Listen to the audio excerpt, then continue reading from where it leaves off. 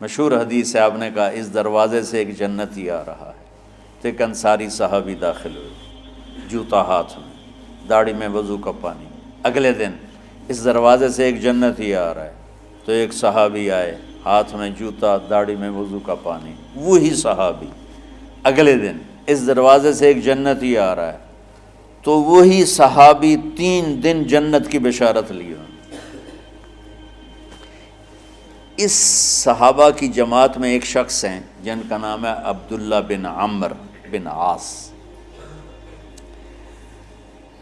ان سے بڑا عبادت گزار صحابہ میں کوئی نہیں تھا، نہ سابقین میں نہ متاخرین میں، نہ پہلوں میں نہ بعد والوں میں۔ ان کی عبادت کیا تھی؟ ساری رات جاگنا، سارے دن کا روزہ، اور ایک ختم قرآن صبح سے شام تک۔ اتنی اللہ نے طاقت دی تھی۔ پھر وہ غلوب والی بات آ گئی، ایکسٹریم ہونے والی بات آ گئی۔ ان کی شادی والی رات حجلہ عروسی میں داخل ہو رہے ہیں، دلہن کے کمرے میں داخل ہو رہے ہیں، اور مصلی بچھا کے اللہ اکبر، اور دے نفل تے نفل، دے نفل تے نفل۔ تو ان کی بیگم نے دیکھا تو وہ بھی خیر کا زمانہ تھا، انہوں نے بھی وضو کیا اور پیچھے مصلی بچھا کے وہ بھی فجر تک نفل پڑھتے رہے۔ صبح ہوئی تو حضرت عمرو بن عاص رضی اللہ عنہ نے پوچھا، بیٹی رات کیسی گزری؟ کہا جی ماشاءاللہ آپ کے بیٹے تو بڑے عبادت گزار ہیں، ساری رات نفلوں میں ہی گزری۔ تو وہ ان کو شکایت کر دی۔ حضرت عمرو بن عاص کو اتنا غصہ چڑھا، وہ بیٹے کو تو کچھ نہیں کہا، کتنی حکمت کی بات ہے، سیدھے گئے اللہ کے نبی کے پاس، یا رسول اللہ یہ عبداللہ دیکھیں کیسا نادان ہے، اس کی شادی کی ساری رات نفل پڑھتا رہا۔ تو آپ کہتے ہیں ماشاءاللہ ماشاءاللہ کتنی بڑی بات ہے، نفلوں میں گزر گئی، رات بھی نفلوں میں گزر گئی۔ تو آپ نے حضرت عبداللہ بن عمرو کو بلا کے ڈانٹا کہ تو نے مہینے میں 3 دن روزے رکھنے ہیں، بس اس سے زیادہ نہیں رکھنے، اور ہفتے میں 1 قرآن ختم کرنا ہے۔ کہا یا رسول اللہ میرے اندر طاقت زیادہ ہے۔ پھر اچھا 15 دن روزے رکھنے، کہ نہیں میرے اندر طاقت زیادہ ہے۔ آپ اس کو تھوڑا تھوڑا کر کے گھٹاتے رہے، اور وہ ہر دفعہ نہیں یا رسول اللہ میرے اندر طاقت زیادہ ہے۔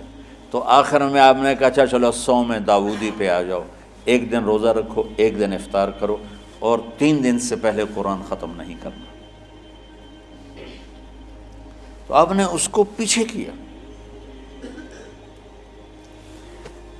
یہ بیٹھے تھے اس محفل میں، ان کے دل میں آیا کیا یہ بزرگ مجھ سے زیادہ عبادت کرتا؟ رات میں ساری جاگتا ہوں، دن روزہ رکھتا ہوں، 1 ختم کرتا ہوں، تو جنت کی بشارت تو مجھے ملنی چاہیے تھی، ان کو کیسے مل رہی؟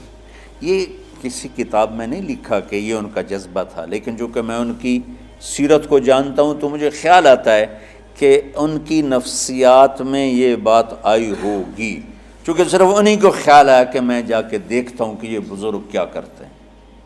تو ان کے پاس پہنچ گئے، چاچا ذرا، وہ ادھیڑ عمر تھے، چاچا وہ میرے ابا تھوڑے ناراض ہیں، تو کچھ دن آپ کے پاس گزار لوں؟ کا بیٹا بسم اللہ آ جاؤ۔ اب رات ہوتے ہی عشاء کی نماز پڑھ کے انہوں نے جلدی سے چادر اوپر لی اور یوں سراغ کر کے ان چاچے کو دیکھنے لگے ایسے کر کہ اب یہ کیا ساری رات سجدہ کرے گا، اور ساری رات روتے روتے روتے روتے مصلی گیلا ہو جائے گا، یا ساری رات رکوع کرے گا، ساری رات قیام کرے گا، ساری رات قرآن پڑھے گا، اس تصور سے یوں دیکھ رہے۔ اور وہ بزرگ صحابی تشریف لائے، سرانے پہ سر رکھا، اللہم بسمک اموت و احیا، ہو گئے۔ اب یہ دیکھ رہے ہیں ابھی اٹھیں گے، ابھی اٹھیں گے، ابھی اٹھیں گے، اٹھے نہیں، فجر کی اذان پہ اٹھے۔ اب یہ تو حیران پریشان ہو گئے کہ یہ کیا ہو؟ اس زمانے میں تو منافق تہجد نہیں چھوڑتے تھے ڈر کے مارے کہ پتہ نہ چل جائے ہمارے کفر کا، تو یہ چاچا جنت بھی لے گیا تو ستا بھی پیا کہ چلو کل دیکھوں گا۔ اگلی رات پھر چادر سر پہ کر کے اور یوں سوراخ کر کے لیٹے ہوئے اور دیکھ رہے۔ چاچا پھر تشریف لائے اور سرانے پہ سر رکھا، اللہم بسمک اموت و احیا، ہو گئے۔ فجر کی اذان پہ اٹھے، یہ اور پریشان ہو گئے کہ میرا نبی کا فرمان تو سچا ہے، اس میں تو شک بھی کفر ہے، لیکن عمل کیا ہے جس پر اس کو جنت کی بشارت ملی؟ 2 رکعت نفل بھی نہیں۔ اور آج کے دور میں تم میں سے ماشاءاللہ اکثر بچے تہجد پڑھتے ہیں کہ 1 رات اور دیکھوں گا، تیسرے اللہ بسمک منہ تو آئی ساری رات۔ تو تیسری رات پھٹ پڑے عبداللہ بن عمر، کہنے لگے چاچا میری ابا سے کوئی لڑائی نہیں تھی، 3 دن میں تیرے بارے میں سنتا رہا، جنتی جنتی جنتی۔ میں دیکھنے آیا تھا کہ آپ کیا کرتے ہیں، آپ تو کچھ بھی نہیں کرتے ہو، ساری رات سوتے رہتے ہو، آپ کیا کرتے ہو؟ میں نے کہا بیٹا یہی ہے جو تم نے دیکھا ہے۔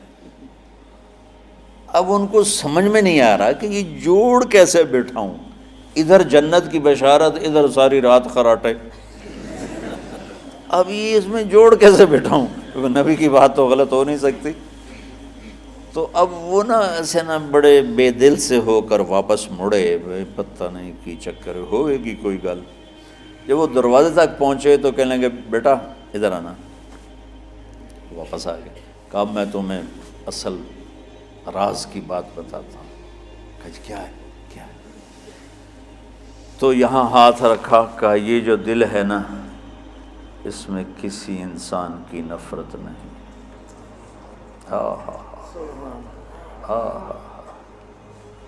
اور جب اللہ کسی کو رزق دیتا ہے، عزت دیتا ہے، مجھے کبھی حسد نہیں ہوا، مجھے خوشی ہوتی۔